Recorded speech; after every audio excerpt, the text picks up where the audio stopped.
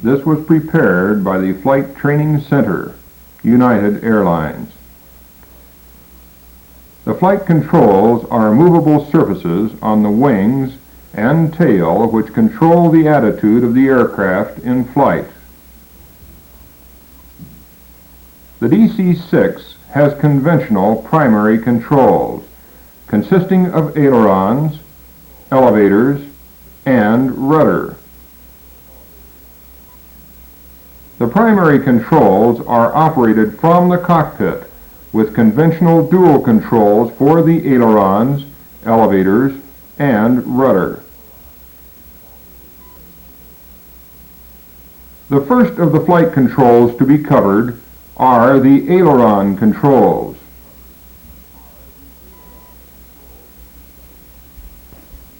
The pilot's control wheels, shown on the left, operate the ailerons through a system of cables, pulleys, bell cranks, and a load feel spring assembly. On the DC-6 aircraft, the control surfaces are so large that the pilot could not move the control surfaces against the heavy air loads. Therefore, the flight controls are connected to a very small portion of the trailing edge of the control surface. These are known as a flying tab or spring tab and are incorporated into the aileron control system to help the pilot in moving the controls.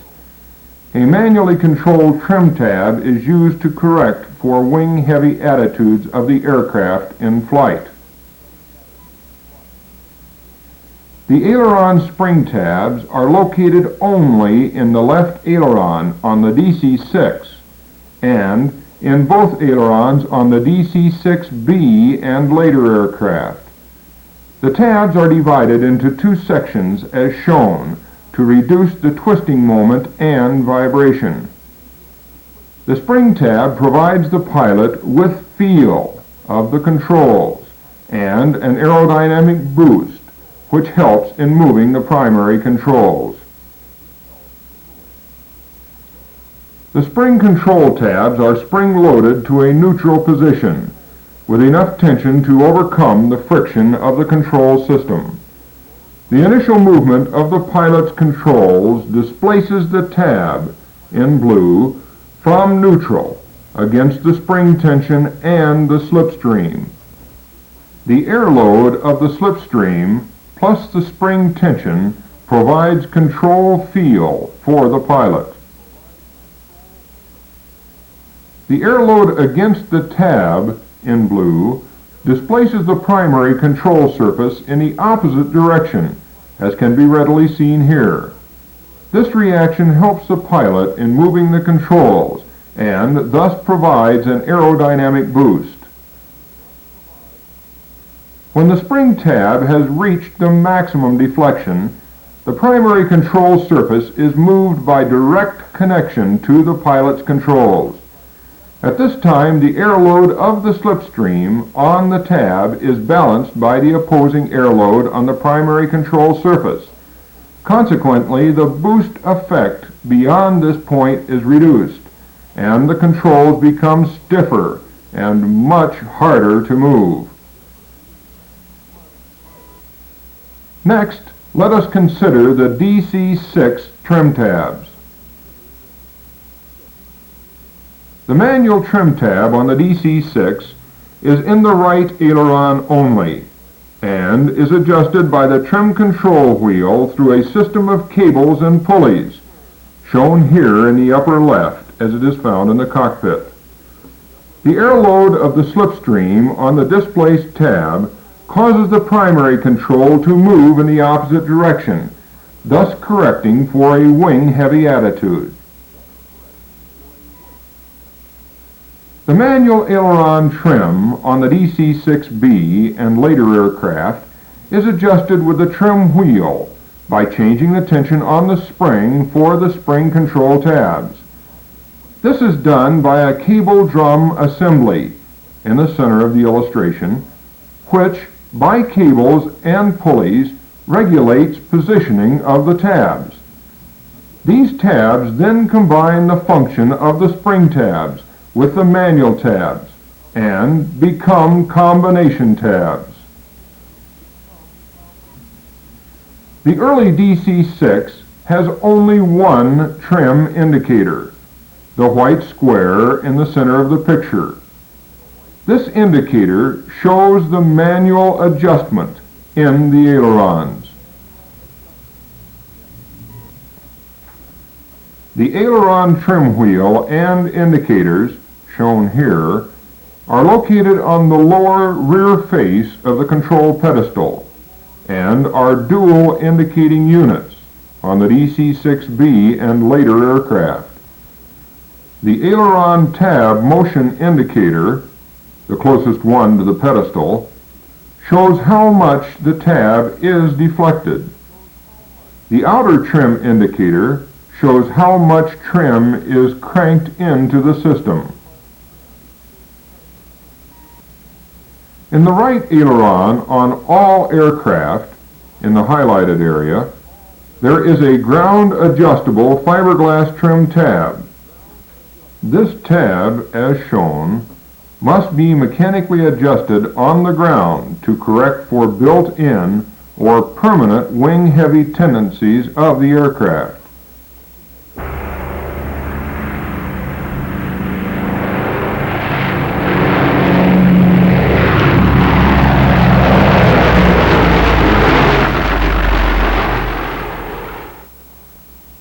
The fore and aft movement of the control columns causes the elevators to go up or down through a system of cables and pulleys as shown here.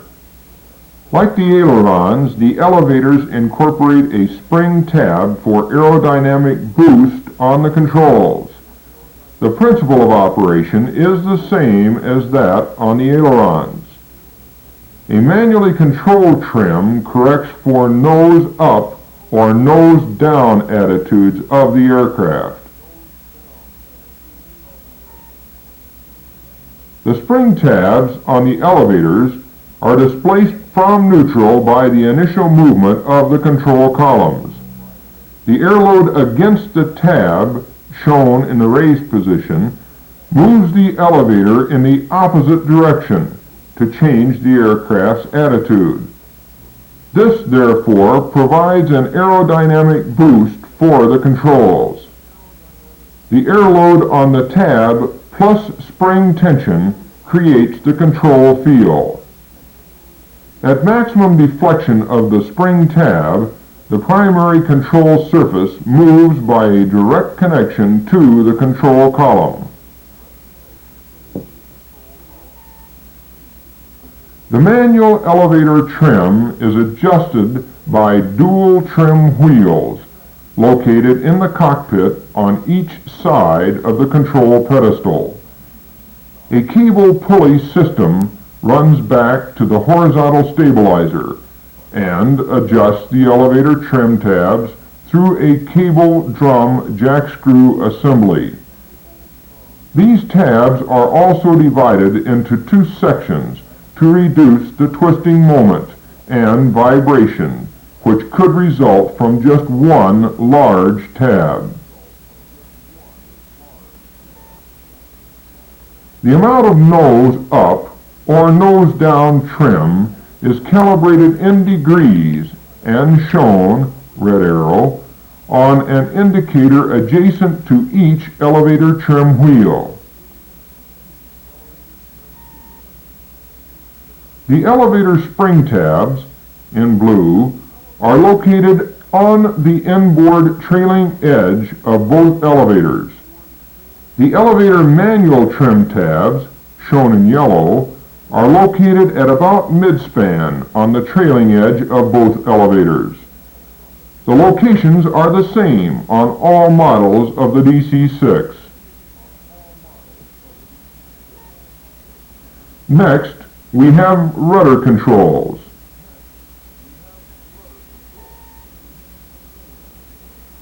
The right or left rudder pedal moves the rudder in the respective direction by a system of cables and pulleys.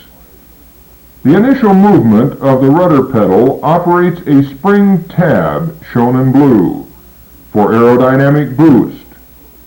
The principle of operation is the same as that on the ailerons and elevators. The rudder, shown here, has only one trim tab. It serves as a combination spring and manual trim tab. The rudder trim wheel, located on top of the glare shield, changes the spring tension on the spring side of the tab with a cable-operated jack screw. This provides the manual trim function of the tab. All models of the DC-6 have the combination rudder trim tab.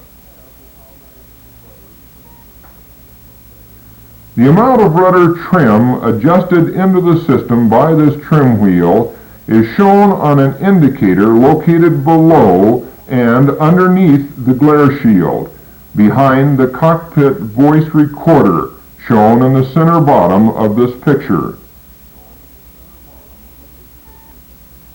The DC-6 primary flight controls are locked manually in the neutral position, as shown here, for all ground operations. The gust lock lever, illustrated here, is located on the cockpit floor to the right rear of the captain's seat. The lever is spring-loaded to the unlocked or down position. The gust lock lever on the early DC-6 is held in the locked position by a red ribbon which retracts into the upper left center windshield frame. The red gust lock lever on the DC-6B and later aircraft is held in the locked position by a retractable lever mounted on the left side of the control pedestal. Here, the gust lock is in the down and latched position. The gust lock lever must be latched in this position when the controls are unlocked and ready for flight. Moving the gust lock lever to the locked position engages a locking mechanism in each of the three control systems. With the controls locked, the pilot's flight controls can be moved to the extent of travel of the spring tabs only, but the primary surfaces remain in a neutral position. The red interlock bar restricts the throttle movement when the gust lock is engaged, so that only two throttles may be advanced at a time. This is a safety feature to prevent making a takeoff with the controls locked. With the gust lock down and latched, the controls unlock and the red throttle interlock bar rises up to a vertical position, allowing unrestricted movement of all throttles through their full range of travel.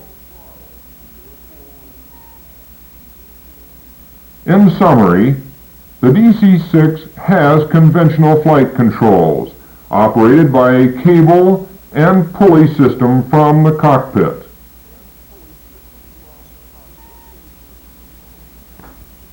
For secondary controls, the DC-6 uses spring tabs on all three control systems to provide boost and feel to the pilot.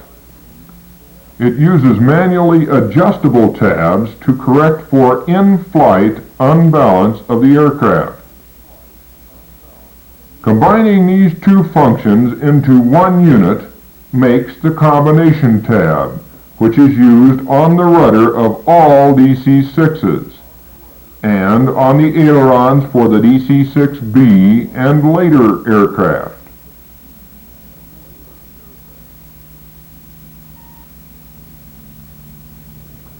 The manual trim tab controls are located on the control pedestal and in the center of the glare shield, in order to be readily accessible to both pilots. Each trim wheel has a trim indicator that is located adjacent to it. The rudder trim, top center arrow, the two middle arrows locate the elevator trim, and the bottom arrow shows the aileron trim wheel.